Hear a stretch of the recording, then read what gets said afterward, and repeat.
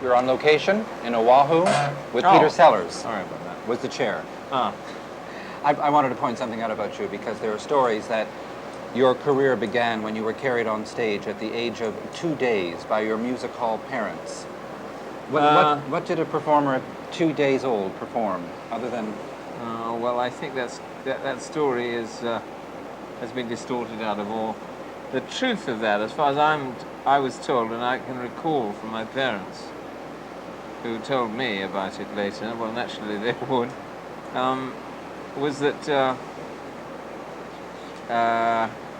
one of the shows that my grandmother had, one of the revues that my grandmother had, was playing, was playing in a town, and my mother was pregnant at the time, and I was born in a local nursing home, and one of the members of the cast, because she'd been in the show and she knew them all very well, and one of the members of the cast, I must have been about 3 or 4 days old then, when she came out of the nursing home, took me on the stage that night and said something to the effect that the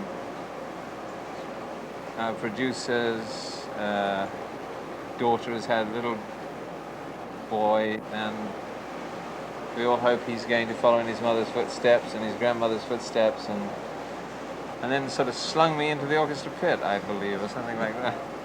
All right, if that and I bounced back, and I've been bouncing back most of my life. Since one of your early jobs was as a call boy, will you define for Canadians just what it is to be a call boy? Call boy, you go around knocking on doors of dressing rooms. Yes. Telling people that they have 15 minutes, or usually you give them 15 minutes to go. That means the 15 minutes to curtain call. I've done lots of jobs. I've done also, I've torn tickets in half for people entering the theatre. I've swept theatres out. I've done line boy. I've been a line boy. That means you work the front of house focus spots, you know. Yes. It's a theatrical term. Peter, what was Ralph Reeder's gang show that you toured in? I got, during my time in the services in the RAF in the Second World War, for a period I managed to get in with the official RAF concert party, and I toured around with them, with Ralph Reeder, with the show number 10 show, entertaining, which was really what I was anyway, and it was much better than the job I was doing at that time in the RAF. So it was a means of getting back to England from India, where otherwise I would have been stuck in India for another 2 years. So I got away with spending nearly 3 years in India, not 5, you know. How long was it after that before you were at the windmill with Harry Seacombe? Oh, good time after that, yes. In 1948. Seacombe had left the windmill by that time. But why were the girls in that show always weren't they referred to as the statuesque nudes? They weren't allowed to move? Wasn't there some law? In those days, complete nudes. So that means they're completely nude. They weren't allowed to move. And the Lord Chamberlain's office, which doesn't exist any longer, forbade that they move. Now, you could be partially dressed and move around and dance, you know, show their tits and everything, and that was fine. But they weren't, you know, full frontal things were required to stand still.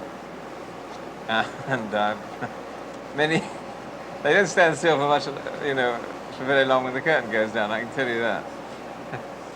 So many people, my very first time, I must tell you this, I thought fame at last was having a drink in a pub, the Lyric pub, right opposite the Windmill Theatre. And I'd been there a week, and a man came up to me and he said, "You're Peter Sellers, aren't you?" He's a sort of fellow about 50, 60, and another red flushed look. So I said, "Yes." I mean, nobody knew my name, never heard of me, nothing, you know. Yes. He said, "I was just across the road watching the show just now, and I saw your act, and my gosh, I really enjoyed it." So I was absolutely, you know, "Did you really?" He said, "Yes." He said, I thought you were so good, so original. Oh, I said, very kind of you. He said, let me get you a drink. I said, well, I've got one, thank you. Now. He said, no, let me get that. It's remarkable. I thought you had something. Oh, well, this time getting really thinking, hey, somebody likes me, He said, tell me, your part where you come on in the show, I said, my act, you mean? He said, your act, yes, of course. He said, but just before your act, there's a scene, gypsy encampment. What's the name of that girl that dances without any breath? I tell you, it's shattering. Brian will return with guest Peter Sellers on location in Hawaii and more of The Revenge of the Pink Panther.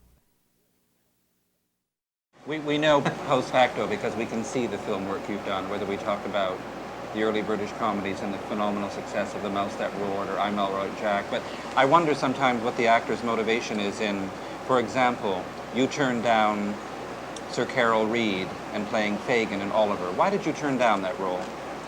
Well, I did that because of my admiration, my undying admiration for Sir Alec Guiness. You see, I thought Alec's portrayal of Faigin in David Lean's Oliver Twist was the ultimate one. I don't think there was any way that one could have...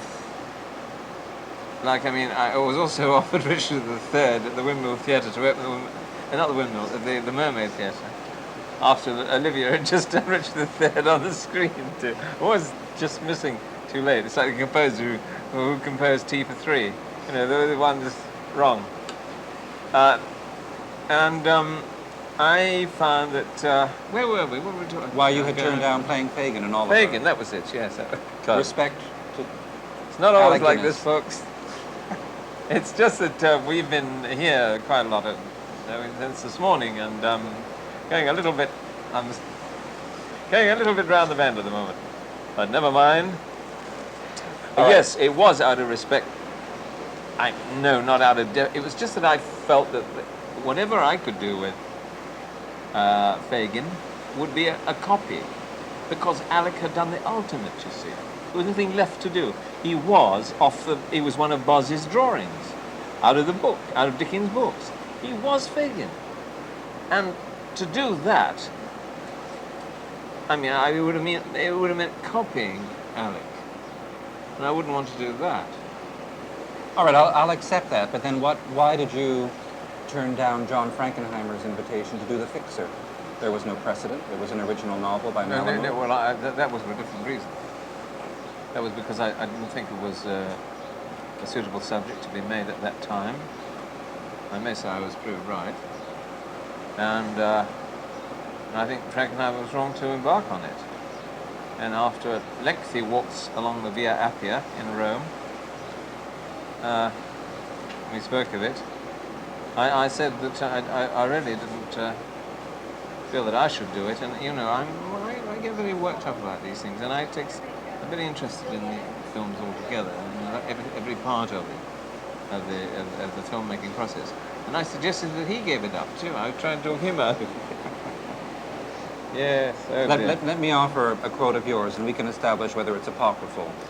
Someone quoted you as saying that an actor like Cary Grant can sell himself as Cary Grant, both on the screen and off.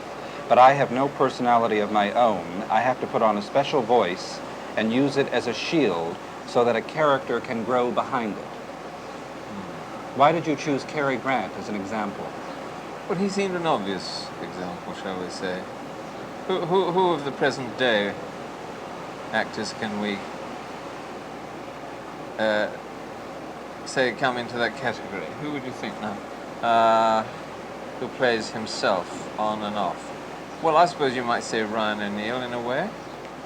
Is that a compliment?